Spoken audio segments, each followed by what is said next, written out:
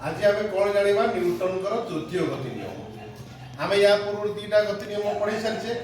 आज आम पढ़ा न्यूटन तृतीय गति नियम कौन प्रत्येक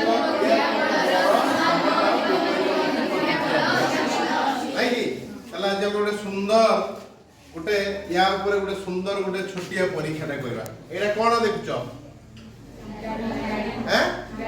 गाड़ी अच्छी ना कि कहीं गाड़ी रे मोर तो किसी इंजिन लगी मोर ये बिना इंजिन रे भी गाड़ी चलो बुझे कि नहीं।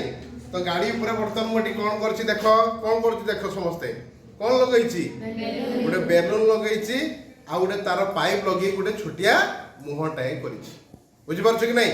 बर्तमान मुझे तुमको कहे गाड़ीटा को तुम केमी चलैब तुम कौन कर गाड़ीटा को ठेली चलो ना कि।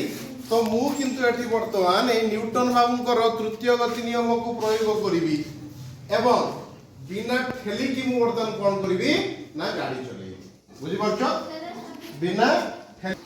बिना ठेली की वर्तमान कौन करी ना गाड़ी चलैबी क्या प्रयोग करी न्यूटन गतिर जो तृतीय नियम को प्रयोग करी गाड़ी चलैबी। ताले आमे जेमती मु गोटे छोट खेलना माध्यम करुची तमे भी सेमती निजर बुद्धि प्रयोग करिवो आ न्यूटन गतिर तृतीय नियम को व्यवहार करी तमे मते बहुत जिंस तैयारी देखो। वर्तमान मु कौन करछि देखो